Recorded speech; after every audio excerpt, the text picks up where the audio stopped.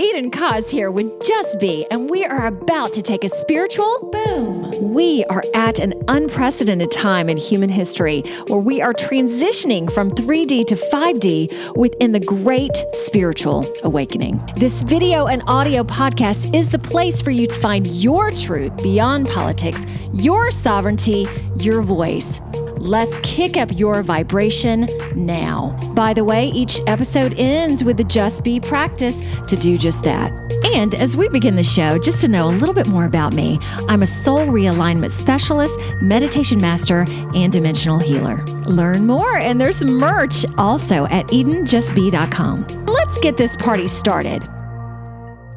Now let's get serious for a moment. Starting Eden, Just Be, Spiritual Boom, in association with the Grassroots Warriors Network.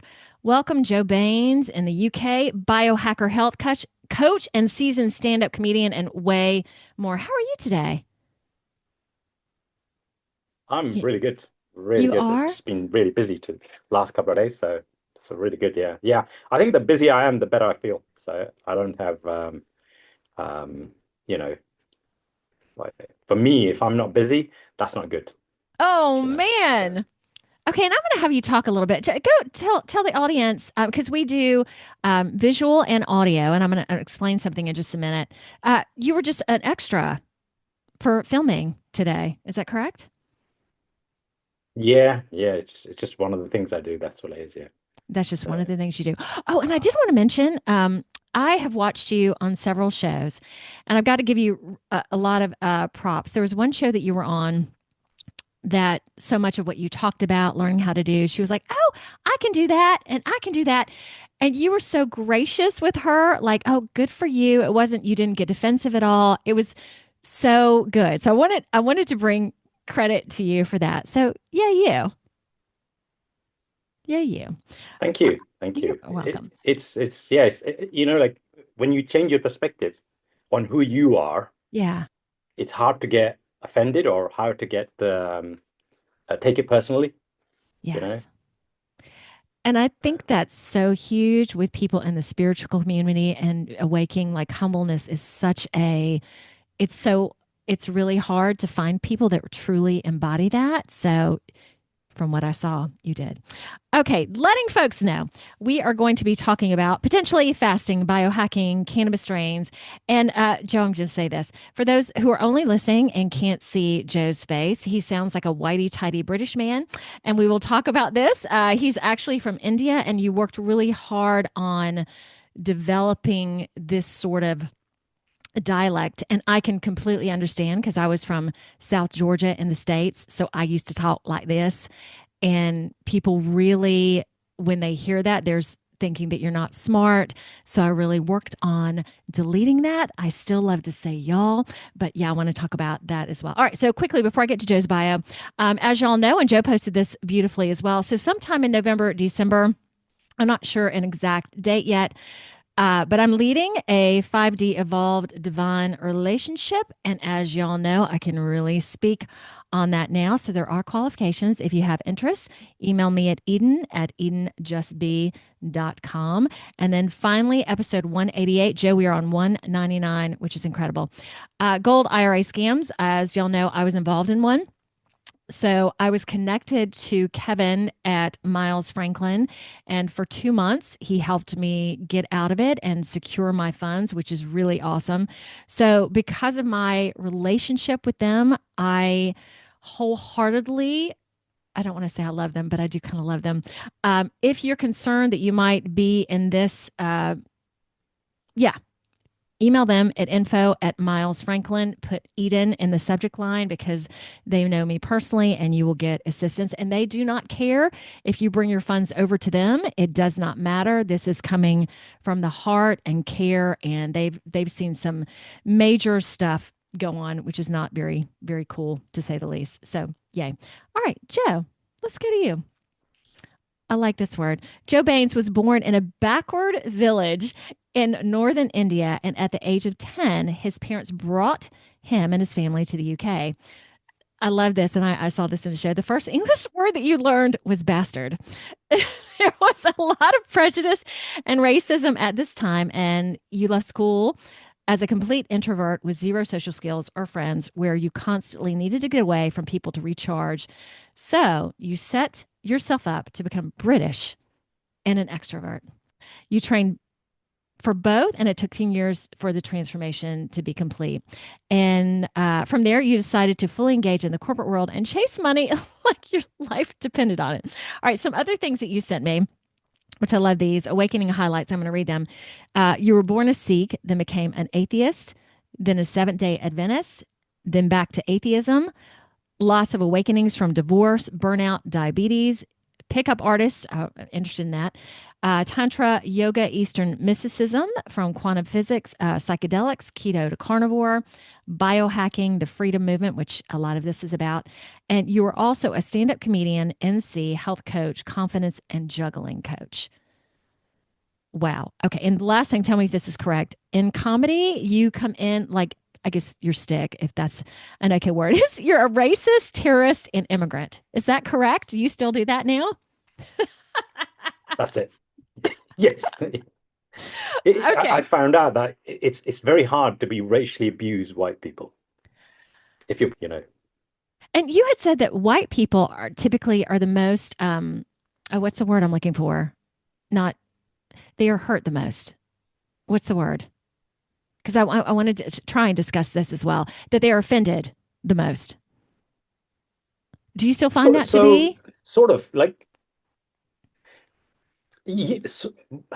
what I found is that white people, they'll get offended on my behalf or my culture. You know, like so if I make jokes about Indians, for example, they will get offended on their behalf. Like, okay. It's just one of those things that happens in comedy.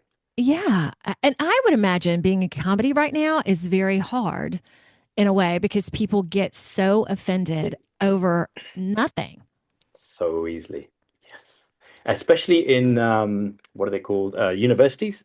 Yeah. If you do a gig in a university, they get you to sign this form which says you will not offend anybody, you will not do this. Like it's literally like there's no comedy at the end of it. So a lot of us, when we do stand up in a university, we'll sign it and then completely ignore it because you can't do comedy unless you're going to offend somebody. You know, like there has to be that element that you're going to offend somebody.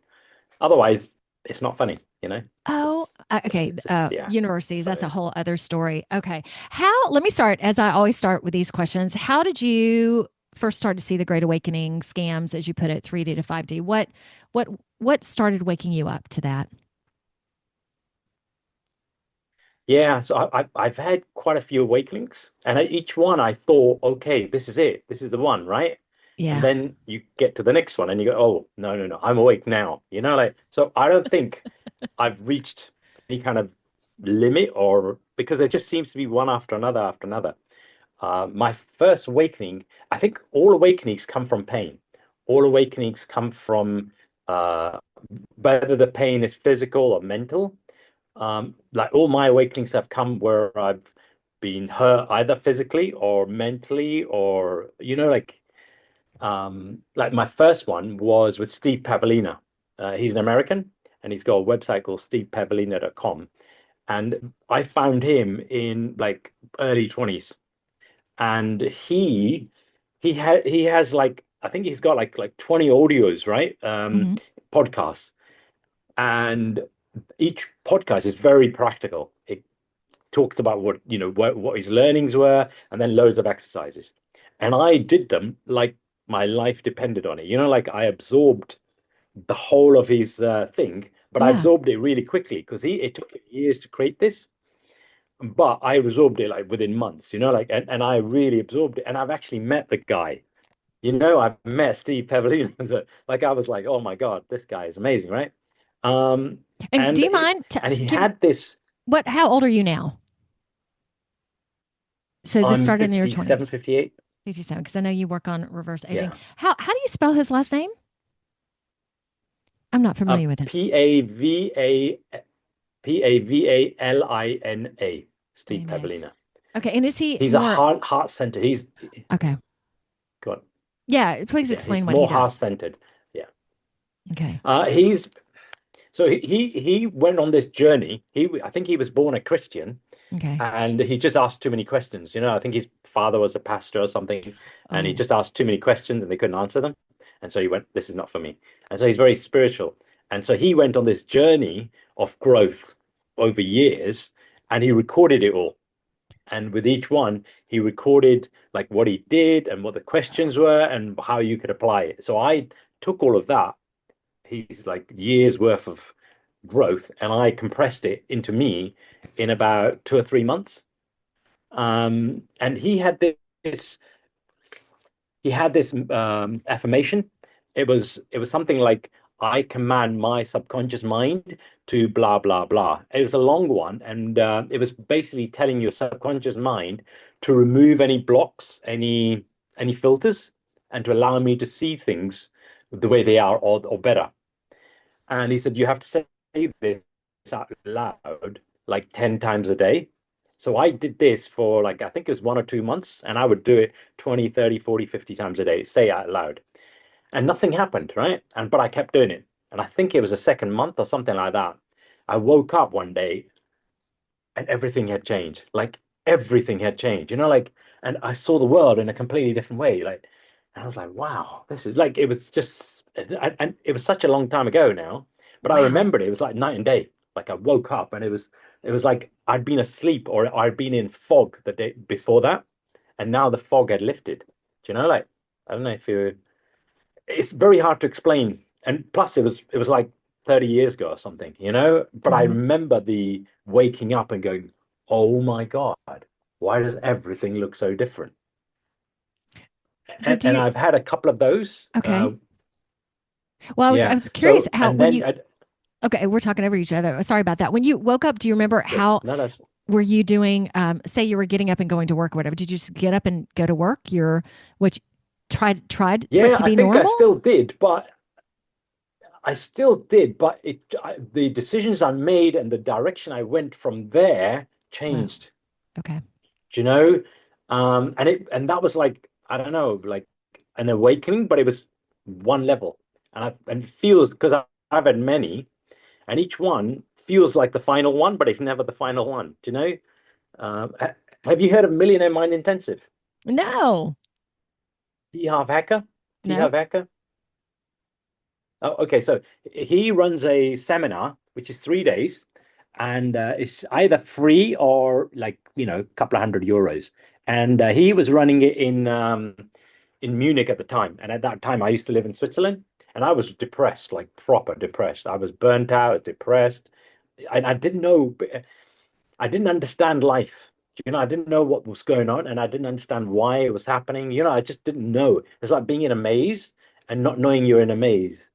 Do you know what I mean, right? Yes, I And do. so I went, yeah. So I went on this seminar. I remember reading the blurb, and it was like the seminar was written for me, and I was like, I have to go on that. And I booked it, and he gave like I think it's like a 6-page PDF that you print out and then you fill in before you go to the seminar. I filled that in twice. Like I must have spent like 8 hours or something on this, right? Um, and because I was like, I'm getting the maximum out of this seminar. I don't care what happens, right? So I went to this seminar, and I didn't care about eating. I didn't care about sleeping. Like I was in that seminar, and I was gonna like get every ounce of anything out of that seminar. And it was life changing. It just changed my perspective.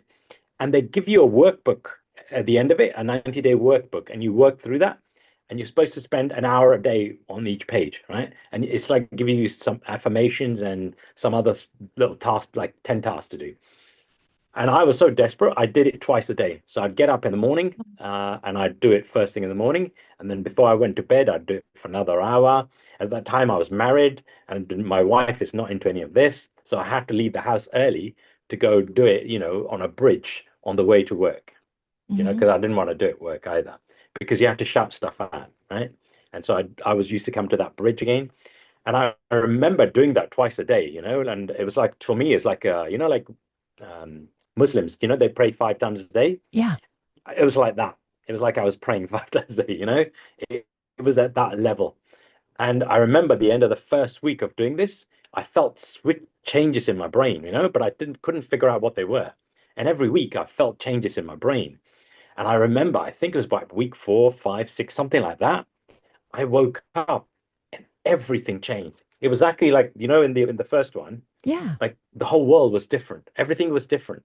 And literally, like, I remember it, like all the decisions I've been struggling with for decades, for years, they were no longer decisions. It was like, yeah, obviously you're going to do that. Yeah, well, if you put one foot forward, obviously you're going to put another foot forward. And so the decisions became as simple as putting one foot in front of the other. And so on that, as soon as I had that awakening, I went to work. I wrote a letter saying, as of today, I resign, and I'm giving you 2 weeks' notice. Um, this was in Switzerland, right? And I was supposed to give 3 months' notice, but I had a really good relationship with my boss, and so I went to see him, and I said, "Look, I need to be gone. Like I've booked my flights already. In 2 weeks' time, my flights are booked. I'm going to the Far East, so we have to agree now that how I finish in 2 weeks' time." And he Wow. was like, Is this when "Just you were hand doing over, IT? Were you do some doing IT work documentation." at the time? Yes, yeah, yeah, Okay. yeah. So I was a All right. cloud engineer. Yeah. Okay. Ooh. All And right. then and I didn't tell my wife this, for obvious reasons. But Oh my God. and so what I did was I changed my address for all my credit cards and my bills and all that bank stuff to my brother's house. I booked flights to the Far East, and I bought a big suitcase because I know I was going to come back, right? And I told my wife, "Oh, I'm burning out. I just need a break. I'm going to the Far East for a couple of months. I just need to get away, like that kind of stuff. Yeah. And I'll be back." But I wasn't coming back. I wasn't coming back. Yeah, that wasn't happening. There was a reason. So um, I tried to leave my wife since we got married many times, right? And what she would do, she would threaten to kill herself. She would cry. It'd be Ooh. a massive emotional thing. And then if I left her, she would go and jump in the river and all that kind of stuff. And like at that point, it was like I didn't care. If she had said, I'd be like, yeah, go for it. Just send me the video. I don't want to know, right? It was just like I just needed to get away from her. She was like mint. I had this joke, right, on when I'd go on stage. I'd, Yeah. I'd say I had a mixed race marriage because I'm from the very north of India, and she was fucking mental, like, and she was like completely mental. Whoa. But I think we were both broken. I think we were both broken. We were two people broken as hell, trying to pull, in our own direction, in our own, and it just wasn't working. It just, yeah. Anyway, yeah. So not only I would she just, I just threaten, didn't know. man, so not only would she threaten she was going to do stuff, she would do it. I don't know. I don't know. I don't know. Somehow she would make me change my mind. Okay. Like, she was like, it was like, like a bully would bully you into submission. Hmm. She would do that. What she would do is she would take me to one side into a side room.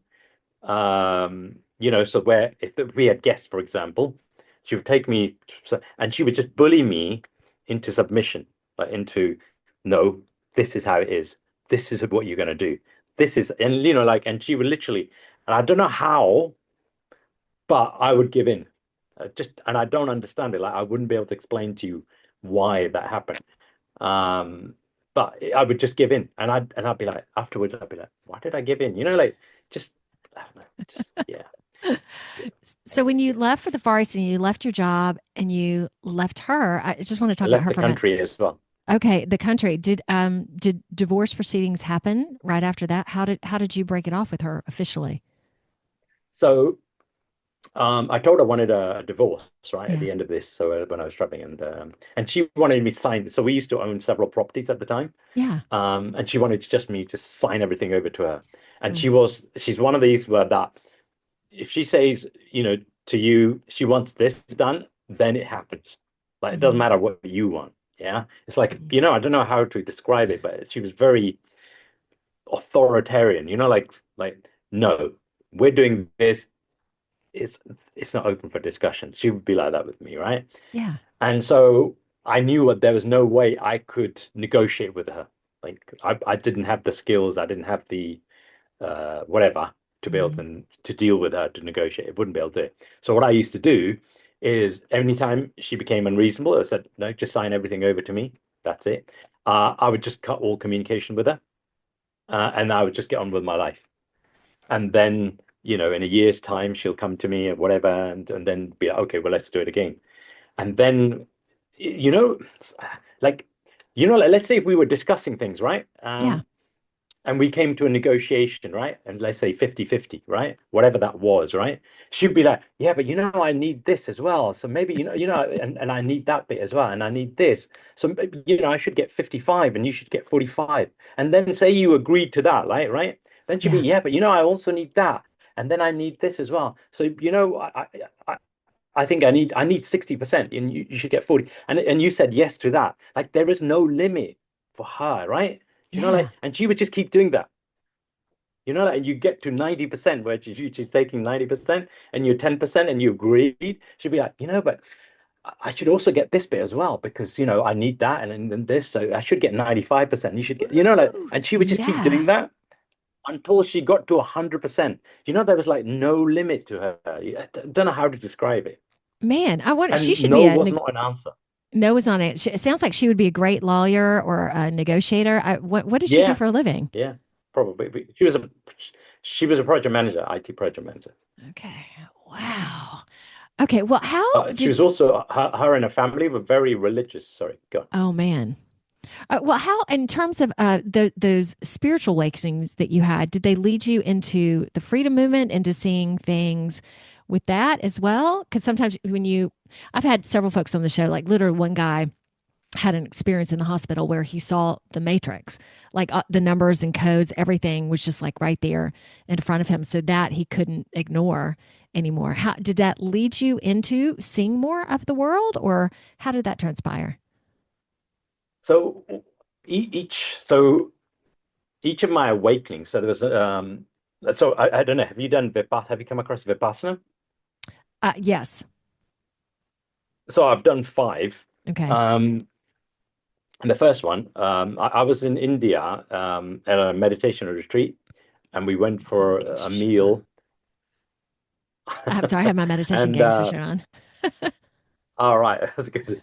And and there was this woman, and she was telling her life story, and she'd gone through hell, like she'd been raped, all kinds of stuff, right? Yeah. And she was saying, she went on this meditation retreat. She described it with Vipassana, and I was like, I got to go to this. And so as soon as I got back to the UK, I went on the meditation. And by the way, it was hell. My first Vipassana, I did not meditate. I basically was fighting with myself. My mind would not settle down. It was literally by like being in a straitjacket and being biased by yourself to a pulp. So the first Vipassana, I didn't do any meditation. I was just fighting with myself in my head, right? Yeah. But I realized how powerful it was. I realized how powerful. So I went and did another one within a few months or a month or something like that. And then I went and did another one.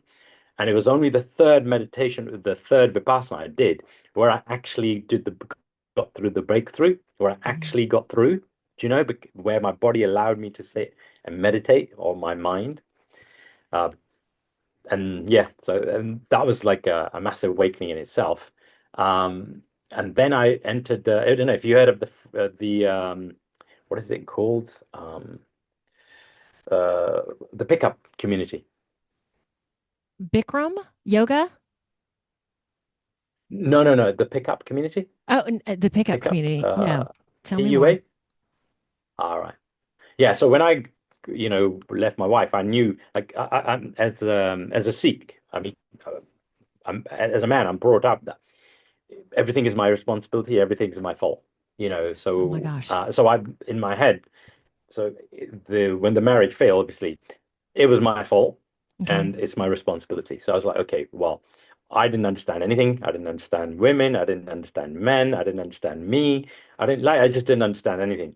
And the pickup community is a community where they teach you how to pick up women, right? It's like an Yeah. underground movement.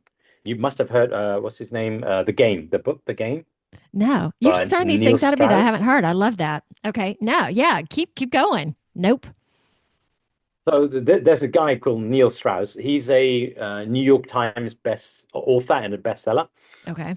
and he penetrated this underground movement called the pickup community, and for like decades he was Yeah. underground in there, and he became one of their top pickup artists, right? And then he exposed the whole thing, which is amazing. So he did that by writing this book, The Game. Okay. You've heard like mystery? No, okay, yeah. No, this is And so, not but the my pickup wheelhouse. community is basically all right. Okay, so the pickup is huge, by the way. It's very underground. Do you remember there was that guy, a Swiss guy, and it was massive in the news. I think it was like 10 years ago, Yeah. maybe something 15 years ago, where he was choking women in nightclubs, Oh my and he God. got banned from like like most of the countries around the world. Do you Okay. remember? No, It seems like that's there was somewhat familiar, but yeah. I'm So not he was part of the sure. pickup community. Oh my gosh. Yeah. Okay. So it was a Swiss guy. I can't remember his name now, but he's part of the pickup community, and he was teaching pickup like he was a pickup coach. And so one of his techniques was to show that he could do anything. It's just I think power hungry or whatever, right? Whoa. Is that he could choke women in a club, yeah. And not really do it, but and that women wouldn't complain about it. And this then got picked up by what was it? What are they called? That female movement. The Me Can't Too remember, movement? but the female empowerment movement. I can't remember. Hashtag Sorry, Me me? Too. No, it wasn't. Yeah, maybe no, not the Me Too. It was before. Okay. It was before the Me Too. Um, Female empowerment, something like that. Anyway, they picked it up and they ran with it, and they were like, "This guy is choking women and all kinds of stuff," and it was such a big hoo-ha on the international stage that he got banned from most of the countries around the world. Okay. Like literally got banned, yeah. Okay. What I think And is this then, yeah, go on. Oh, sorry. I guess we have a little delay. What I really like about you is when there's something that you feel you just go for it. Like going into Vispana, going into, deciding you're going to do this course and you get back and you've done the work and like these aren't decisions anymore. I'm just going to move. And now I'm going to, go into this pickup community. You seem like when there's something to learn, you just do it. Is that correct? Yeah, well, the way I feel, I don't know, is that, I'm running out of time, that I feel that, so it feels to me like, okay, so for me, it feels like my awakening, Yeah. it happened, like it was too slow, it took too long, that's how it feels to me. And the reason is because I meet all my life, I've met young guys, so I'm 57, like Yeah. 58. And I come across young guys, like 17, 18 years old, and they hang around with me and like, but they have like they're way more awake, than I ever was when I was Mm. like 18, right? I didn't even know Yeah. how to tie my shoelaces at 18. And here these guys, I meet, and they're like, they've already accumulated way more than I have at this age, and I'm like, how did these guys, like, and I don't know how they end up in my life, but like one of them, but they're like 17, 18 years. I don't know. They find me. I don't know how they find me, but they will find me, right? Hmm. Like I used to rent a room in my house in London, and one of these 18-year-olds latched on, found me, and then and moved into my place, like rented a room in my place for years. Okay. Um, and this guy was like he's a rocket, like he was like 17, 18, but he had the mind of somebody who's had like 30 years experience or something, Yeah. like just on another level. And I keep meeting people like that all the time. And so I'm like, bloody hell, why didn't I learn that fast, when I was 17, 18? And I've met loads of these guys, and they just I don't know. And so for me, it feels like these guys are like getting the experiences by 18 that it's taken me 30 years to get or 40 years to get. Do you know? And I know I shouldn't feel that, but Well, that's what, and I'm like, all right, so I need to hit it harder. I need to be faster. I need to be like, like growing harder and faster. And like, I don't know. Well, go back to the pickup community. How long did you do that? Are you still in that? Yeah, tell me some more. No, so I was in there for about a year. And basically, Okay. so the pickup community is the science of attraction. So what they do is, like the men and women, right? We're built differently. So a Hmm. man is attracted to a woman visually. So a guy gets attracted to a woman visually, whereas women are more turned on by behavior. Yeah. I Yeah. mean, they can be attracted to a man physically as well, but behavior plays a big role. And so we study that. So, and there's a reason why biologically, and there's a reason why evolutionally and things like that. Like I could describe to you in detail what causes attraction in a woman, and why, and all that kind of stuff, right? Yeah. And it's basically a very science-based because what they do is they test all this. So somebody comes out with a theory or whatever, right? And they test the hell out of it. And it works like clockwork, it's just insane. Yeah. Because in the pickup community, well, it was, and when I was in it, they see women as a target. So it's almost like military Oh, conquest. So okay. so the female was seen as a target that needed to be conquered or manipulated, or like um and the problem with that is that women, you can manipulate a woman, but not for very long, right? So I can trick you into thinking that I'm I'm an alpha man and I'm this and that, but I can't maintain that, right? Yeah. Eventually, like within a few days or a week, you'll see through it, right? Yeah. And you'll be like, whoa, hang on. This guy was pretending to be one person, now he's completely the other, right? And so because I've learned all these routines that turn you on, do you know? Hmm. There's buttons I can press behaviorally. By changing my behavior, it affects you. Yes. You know, it's Yes. very deep, right? But it's all based on evolution and it's all based on biology. And like thousands of guys around the world will test it to the hell out of it, and then they would post in the old days on the forums, "Oh, I got this result from that, or got that result. I did Oh this, and it my got me this result." gracious. Okay, so this is for Yeah. for men specific, not for women, for Yes. men. Yeah. And But so 99% of them would be men. okay. And I have met a couple of women in it, but there's like one out of 100, like that kind of stuff. Yeah. Whoa. All right, so what benefit did this provide for you? So that it taught me what it did was it taught me like how the biology works, how Yeah. attraction works. It sort of gave me but it was doing it from the wrong angle. Like so we call Mhm. it this shit test, where a woman gives you a hard time. We call them shit tests, and so our job is to pass that shit test. So whatever, however you do it, right?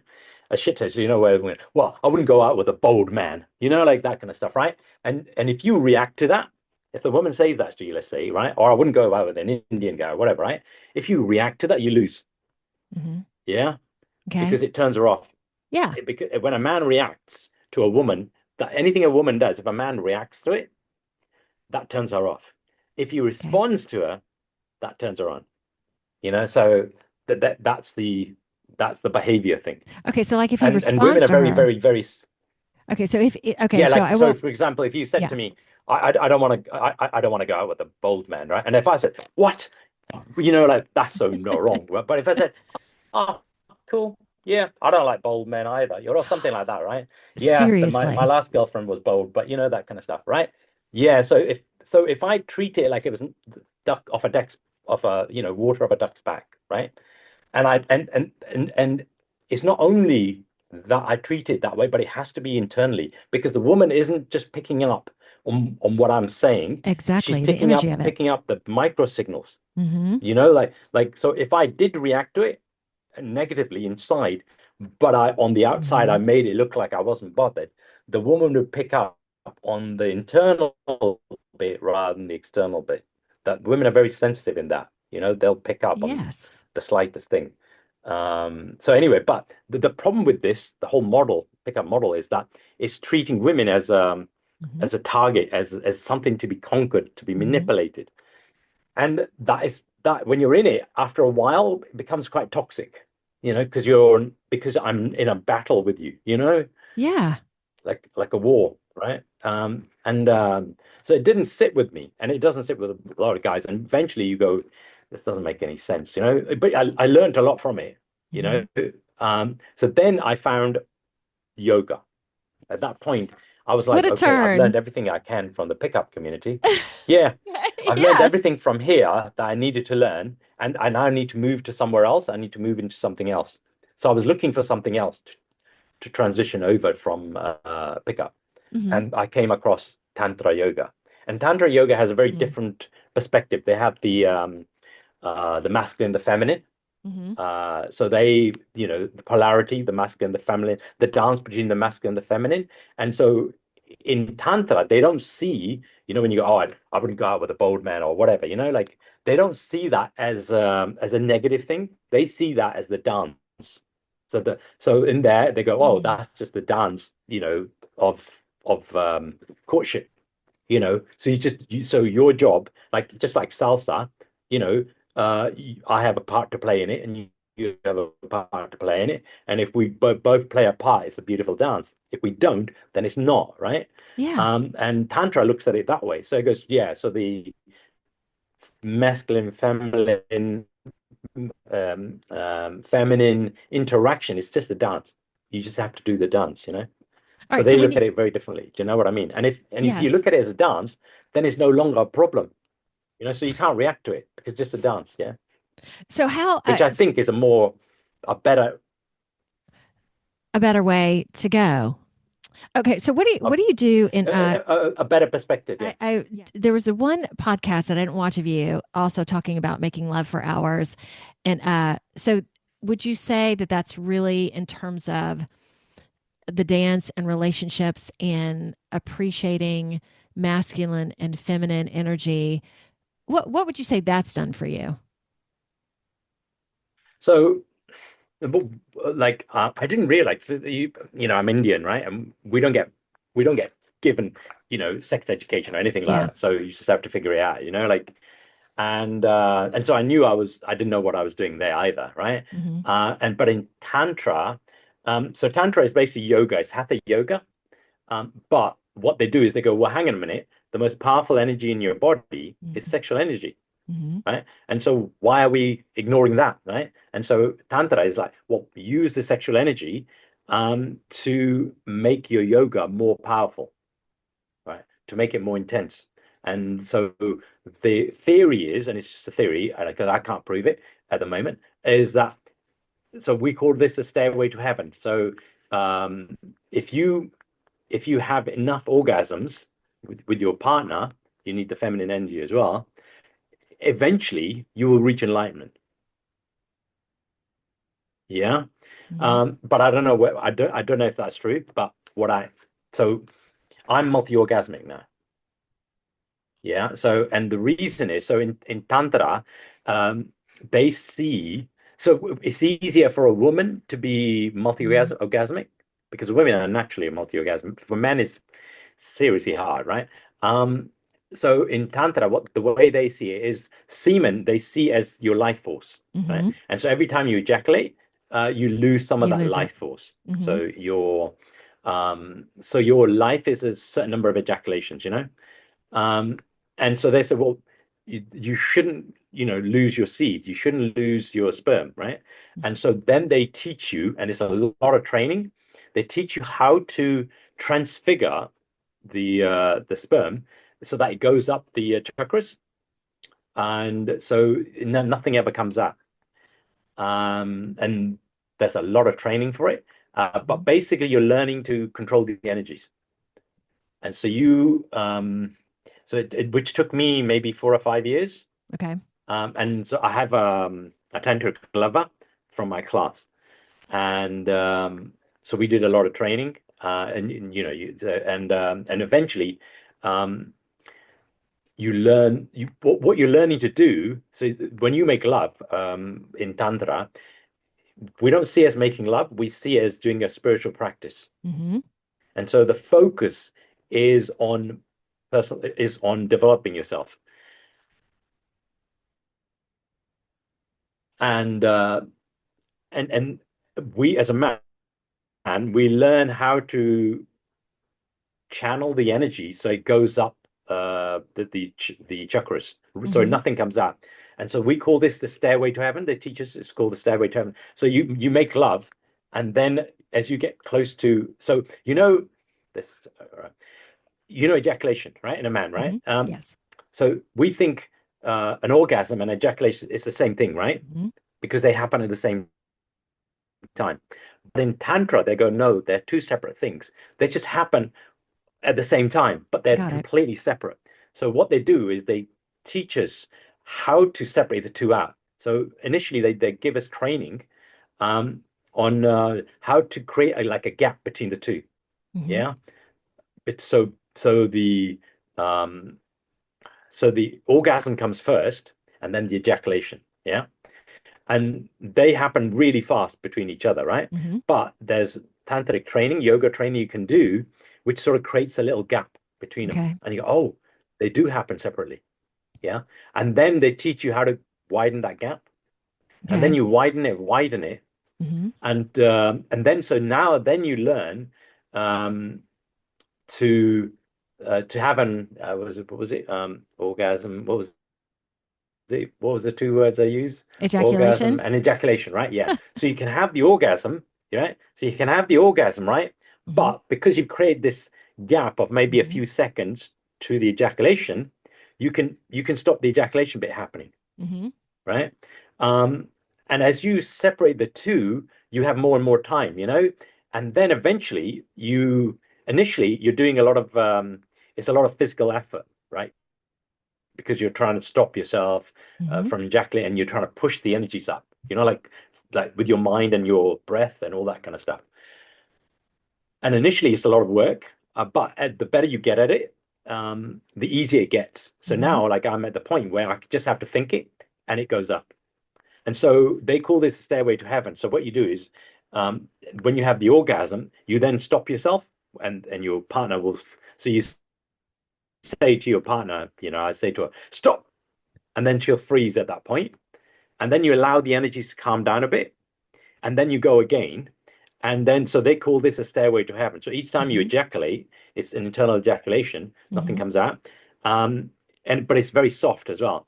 And so it becomes more and more powerful. So in a lovemaking session, I could have 20, 30, 40, 50 orgasms. And because I don't ejaculate, I don't lose any energy. Right. Okay. In terms of what I mean? the so woman, that makes me then. Yeah, you can just constantly feeling good and more empowered. Okay, so the woman, because I'm all into energy as well, and things feel different for me. What happens to her in this practice? So she's also doing the same thing, but it's easier for women, much easier. So the woman is because the woman is much more advanced at this than a man, right? And so I think women are more evolved from all the stuff I'm learning in Tantra and Eastern mysticism. It seems that women are more evolved creatures than men. We're like a bit more basic. I mean, that's just how it is, right? Yep. Makes sense. What can we do, right? Yeah, no. And so for a woman to do this is much, much easier. So what the woman is doing, with what my partner is doing, is she's trying to help me stay in control.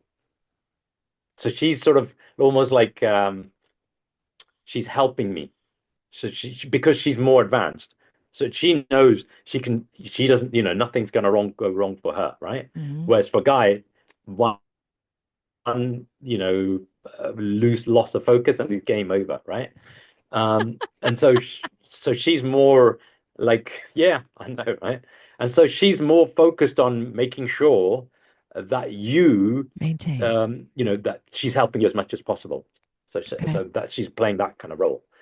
So a woman has, so she'll have many organs as well, but she's obviously, has an easier time in controlling all of it.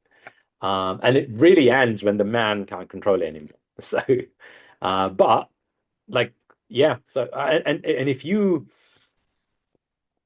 One of the things I noticed was if I did 2 or 3 hours of yoga before we made love, I had much, much better control over the sexual energies, like Hmm. much, much better. So, and she didn't like waking up before 7, right? And so what I used to do, I used to get up at 5, do my yoga, so that when she woke up at 6 or 7 or 8, whatever it And you're like, was, here I I'd am. done 2 or 3 hours of yoga. Yeah, that's Here it. I am. And Let's so, go. yeah. Okay. And for men out there, can you tell them how great this is? Or I mean, it's work, yet to maintain and to get that's got to be so wonderful for you. Because me as a woman, oh It, yeah, it, it, express it to the yeah. men out there. So it's like the way I describe it when I talk to men about it is like a normal love-making session is like a 1 or 2 out of 10, whereas this Mm, is like it's like a 8, 9, 10 out of 10. You're not limited. yeah. You're not limited by the that you're going to orgasm or Yep. ejaculate, because that doesn't happen. And so and you can just keep going, and the women can just keep. And I didn't know, right? For most of my life, I didn't know Yeah. that it takes like a woman at least half an hour to just even warm up, right? I didn't know, right? And so my ex-wife must have been so frustrated. Do you know, like when I was married to her? So she really did want to commit suicide and say, "Oh, that was really not Yeah. so great." Okay, I take that back, but I don't. Okay, so 8 to 10. Okay, Joe, we haven't even really talked about your health coaching and biohacking, but this is all really interesting too because I had so I learned mostly came from a Taoist practice of meditation, and that's the same thing for men, is to hold that inside, and also being a woman with energy. Like I'm not as practiced as you, not by a long shot, yet I feel what you're talking about and I understand it to a certain level, which is really really cool. Because energy, it's everything. In terms of health coaching, and I know we talked about, or heard you also talking about the American diet, the sad diet. Can you tell me one or two things that you feel would be so good for anybody to know and to start doing? So one of the biggest um, conspiracy theories, I think, is the that fat is bad for you. Yeah. That eating good quality fat is bad for you. And that it took me years to get my head around this. So when I was ill, they couldn't heal me, and in hospital I had one of those awakenings as well. It was basically like I'd been to 5 different hospitals, and each one they were like, "We can't do anything for you. We can't do Yeah. anything." And the last one was Addenbrooke's in the UK, which is like the top hospital in the country. And I know this because they kept telling me that this is the top hospital. This is the top hospital. Like, Hmm. and 2 weeks later they washed their hands off me, and it was the most powerful thing in the world. Like I remember I was drugged up on morphine and all other kinds of drugs, Yeah. and and I was in a bit of a daze, and they were so embarrassed that they couldn't help me, that they wouldn't let me speak. So they were talking really fast, and they were basically saying, "Look, we can't help you. We've done all the tests. There's nothing we can do for you. We're gonna As soon as we leave, you're gonna be discharged." And they doing like talking really fast so that I couldn't interrupt them.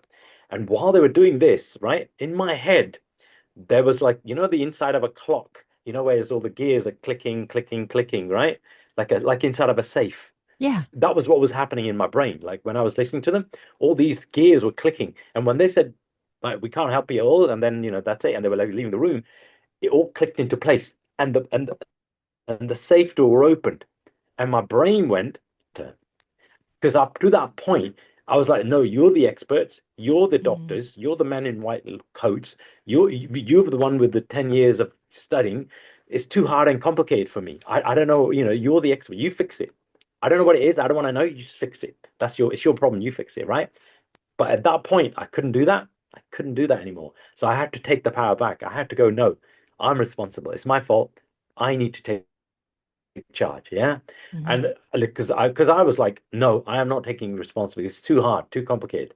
And so what I tell people is, what people say to me is, oh, being healthy is hard and complicated. I said, no, no, no. Being healthy is a walk in the park.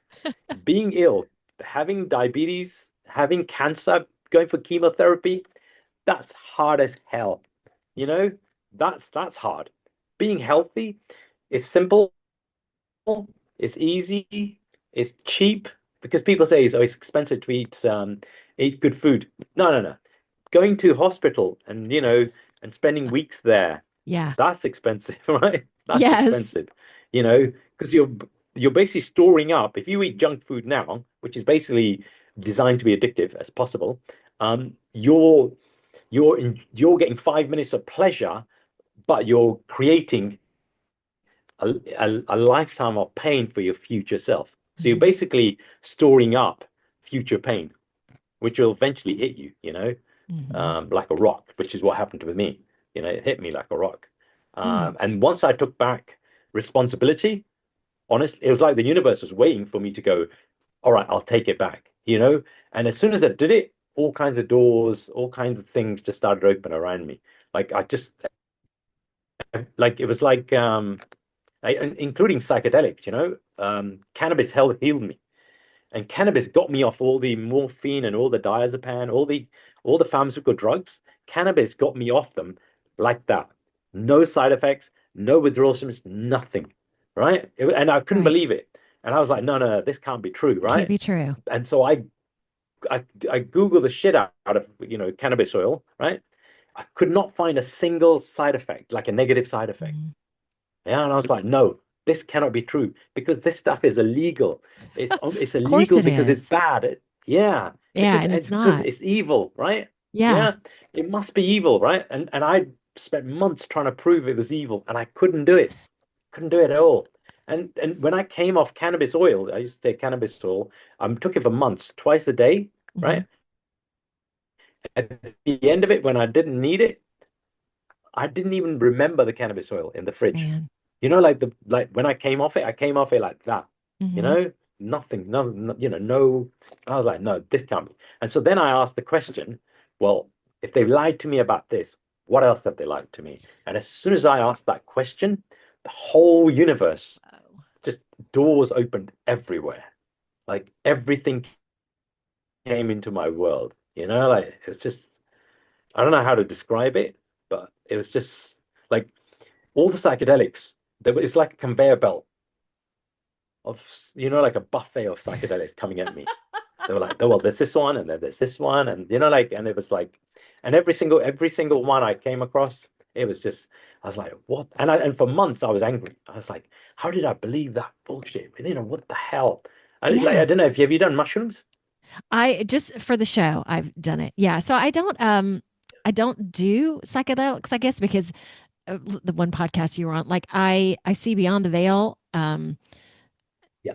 Yeah, so I don't feel like but I'm all, I don't know. I really right now am clean of alcohol, sugar. Not to say that any of this is bad. I just don't know if it's where I need to be at this point. So I've done just mushrooms one time, just kind of dabble, just because I have a lot of people on the show that have done it. So part of me was like, well, I need to know what this is about. So yeah, there's my story. Go ahead. Yeah. So you've heard of Tim Ferriss, right? I have not, and that Oh, was he's like one of these superheroes, like the 4 Hour Work Week. yes. He wrote the 4 Hour Work Week. So Okay, I've got been a it. massive follower of Tim Ferriss. Okay. And he wrote a book called The Tools of Titans, where he interviewed hundreds of the top level people in the Yeah. world and tried to distill. He's very good at distilling, Yeah. and learning, and he distilled these into this massive book, like it was massively thick, called The Tools of Titans. And I bought this book, and somewhere in the middle, there's a whole section on psychedelics. And I'm like, what the hell? If Tim Ferriss is playing with psychedelics, then then It's I need to be me. playing with psychedelics, right? Yeah, and but I've always looked at psychedelics something really powerful, and Yeah. as a tool. So for me, psychedelics is a personal development tool. It's an accelerator for personal development. Hmm. And so when I did psychedelics, I would study them for months, Hmm. and I would create, like exactly how much I was going to take, where I was going to take it, what I was going to do in that, like everything. Hmm. I would like, and the other thing I found with psychedelics is that if you fast, Hmm. they work way better than if you don't. Mm. So, um, so the day before you don't eat anything, and they were like 10 times better. Like literally, like it's night and day for me. My Wow. body, like it's just. And the first time I remember I did mushrooms, I planned the whole thing. It was Hmm. Sunday morning, 6 a.m. because I knew I was going to get disturbed on a Sunday morning, 6 a.m. So I took the mushrooms 6 a.m. I think I took 2 grams. And I did a whole of meditations. And what happened was, do you remember Windows in the old Yeah. days, Windows 95 or something like that, right? It had a program on it called defrag, and it used to Okay. defrag the hard disk. Do you remember that, right? Yeah. Yeah. And if you did you ever watch it Yes. defragging the hard disk? It's Yes. just going around, and then yeah, right. And at the end of it, it's a very tidy disk you got, right?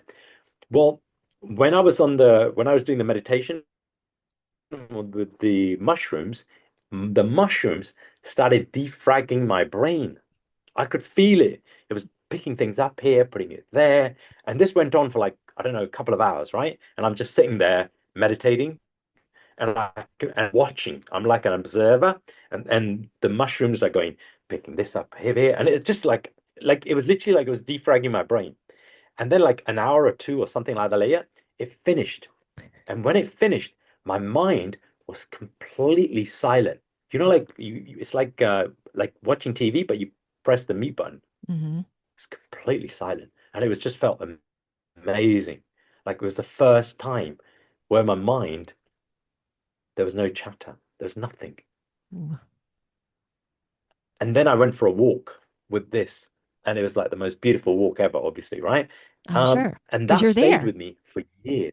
Wow. Yeah, just stayed with me for a year. Like, and since then, my mind just doesn't chatter. Like Hmm. generally, it doesn't do it. Hmm. Just yeah. I don't know. And also, I don't on know a how to podcast describe that it. you Um, had done like a 21-day fast too. I want to just take. I know we're at time. We'll go to the practice in just a minute. I'll remind you what you wrote to me because I know it's been a while. I think you did. Is 21 days the longest that you've done? yes, 21 is the longest one I've done. Yeah. How? Because Um, I've done 7, and that's the longest I've done. What was 20? Was it just water? just only water. Yeah. Only water. So How? you've heard of breatharians, right? Breatharians? No. Give me lots of things. Breatharians. So Mm-mm. breatharians are people who live off prana energy. Hmm. So they don't eat, right? I have So not heard of there's these that at people all. in the world. Okay. So there's these people in the world, and I think there's only like a few thousand or 10,000 or something. There's not Okay. many of them, right? There's different levels of breatharians. There's a few hundred who don't eat or drink, right? Hmm. There's one of them on YouTube, but and so I went and they run a retreat, a 21-day retreat where they teach your body how to be breatharian, as in just to live up prana energy. Mm. And so I traveled to Rome, to Italy, because there's a big farm south of Rome, sorry, on the mountains, which is like it's a disused farm, and it's used by breatharians. It's like for retreats and things like that. So I went and spent 21 days with them to see if my body would become breatharian, like not need food or water. It didn't. But when I was on that course, there was about 21, 22, 23 people on it. And I think there's two or three of them became breatharians. And then the way they test it is that on the third week, so they weigh you and take your blood pressure and your heart rate every day. Hmm. So it's like every day we did that. And on the last week, and also your weight. And on the last week, so the first 2 weeks, your weight is going to be dropping, right? Because all you do Yeah. is drinking water. But when your body becomes a breatharian body, then what happens is you stop losing weight. So even when you don't eat, your weight stabilizes and it doesn't Mhm. change. So that's how they tell if you become breatharian, because Okay, you're and then getting nutrition from somewhere, right? yeah.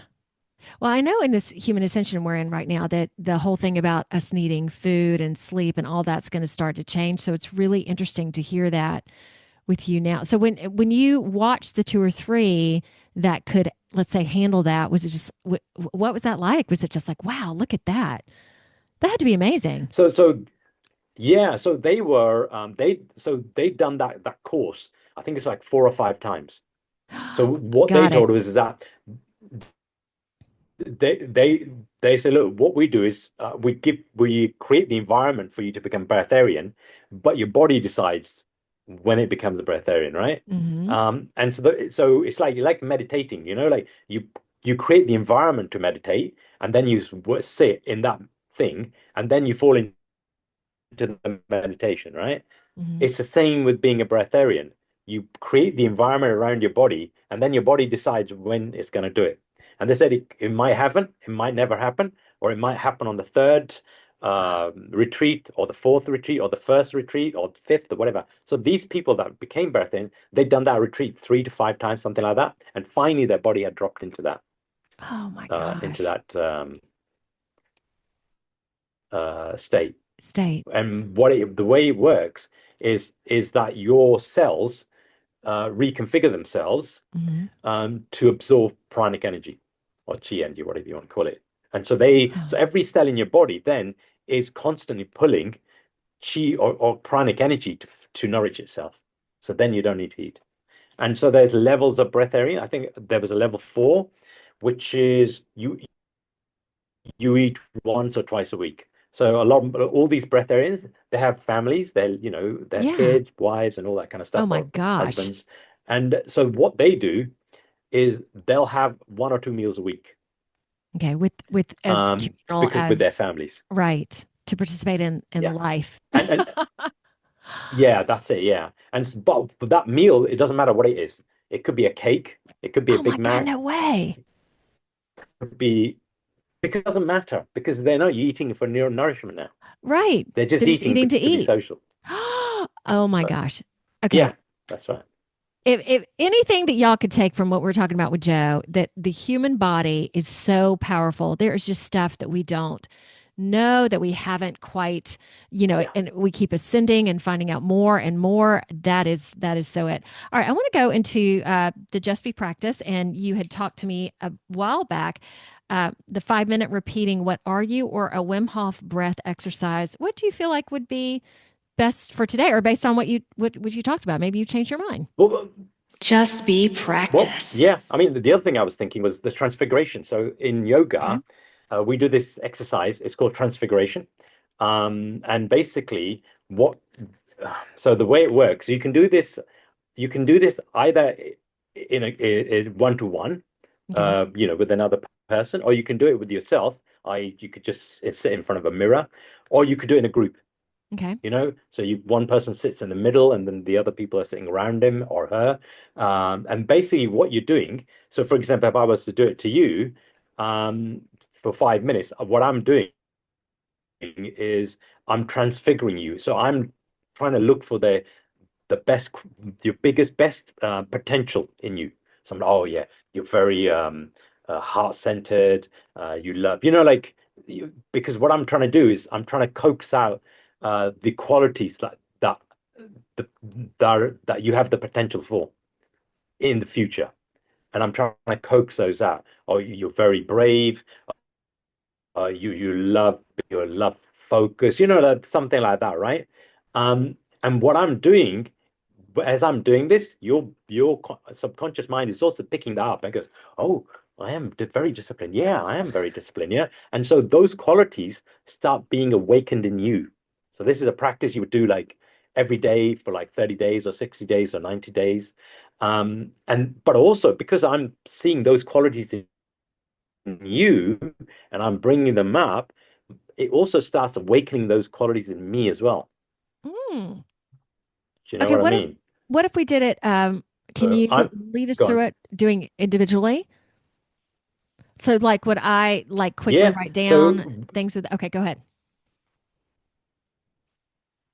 So you would do it. So let's say if you were doing it by yourself, you could do Mhm. it in front of a mirror, right? And you go, "Oh yeah, I see that you're very hardworking.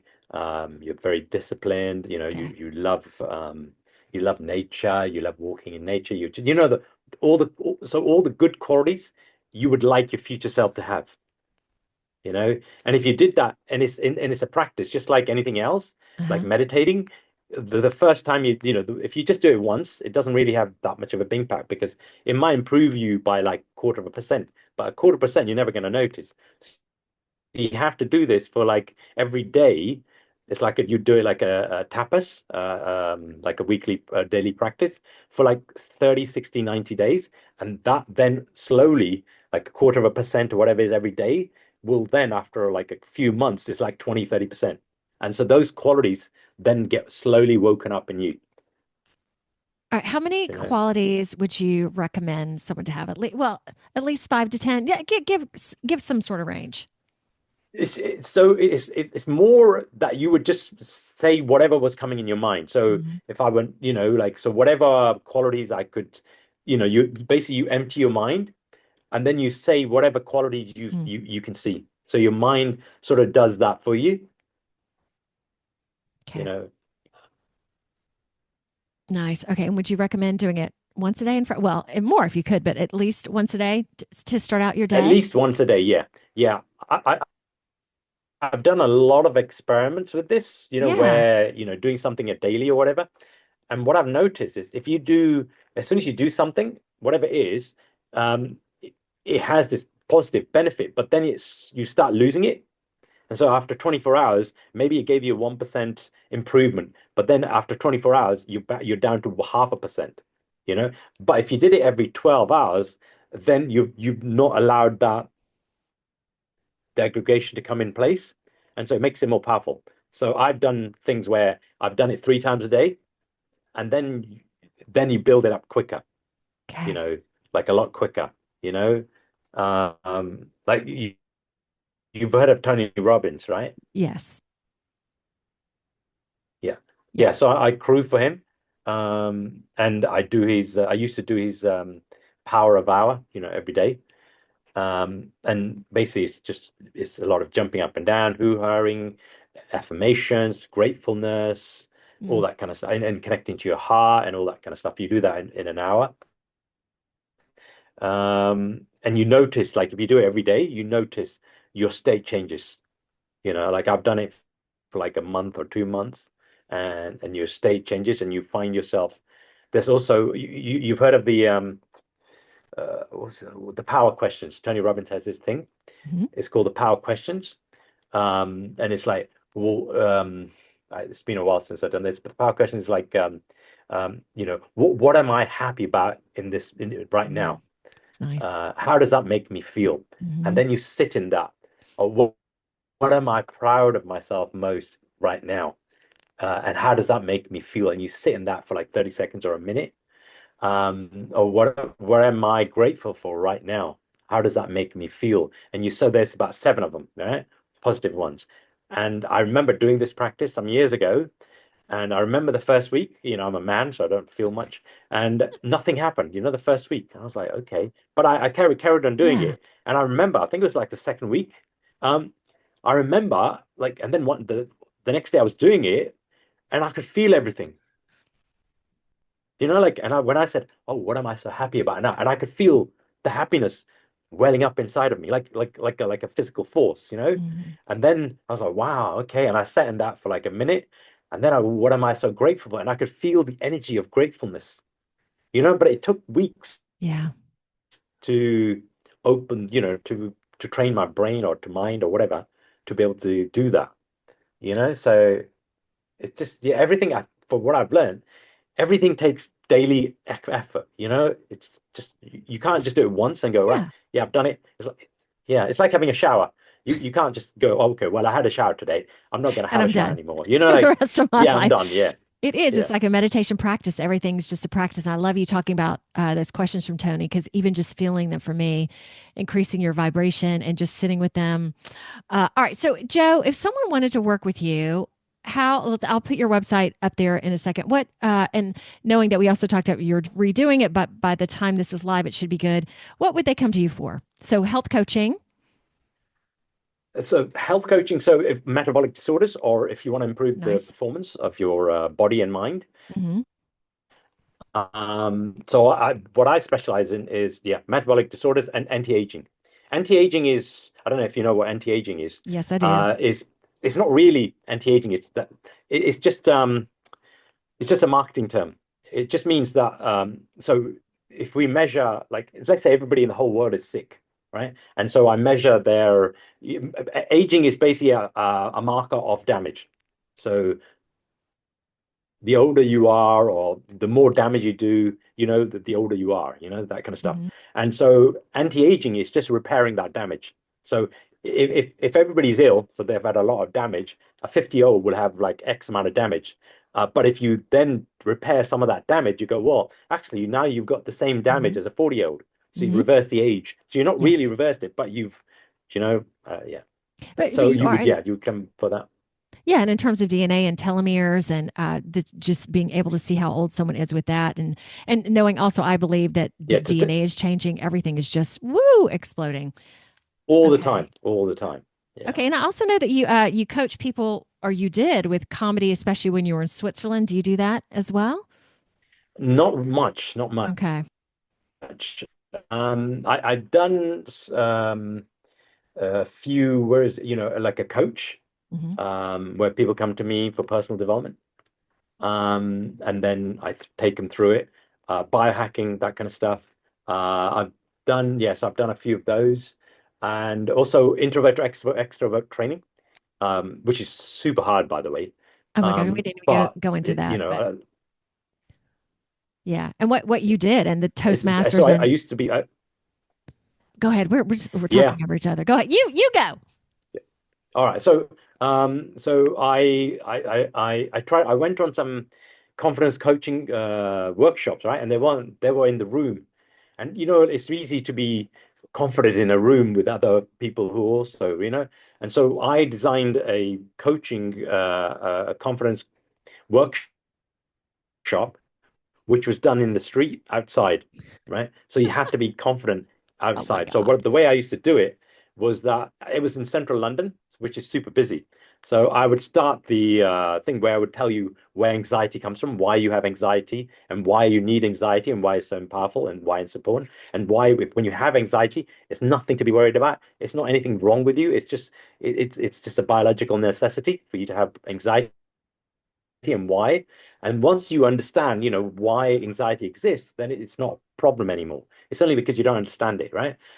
And then what I do is I get them uh, to tell me a story, but across the street where there's people walking in between us. Hmm. And so that raises your level of anxiety, right? And so when the anxiety hits like 10 out of 10, I then move it to the next level, which is we'll walk on the other each on either side of the street. This is like in Bond Street, which is like super busy, Oxford Circus, and I get them to shout things at me, and then people looking, whoa, what they're doing. And then I get them to compliment people on the street. I get them to compliment people on the tube. I get them to compliment people in the cafes. And what that does, it makes it more and more stressful.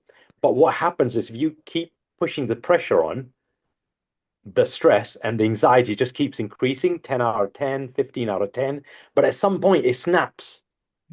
And when it snaps, your mind goes quiet and you feel free.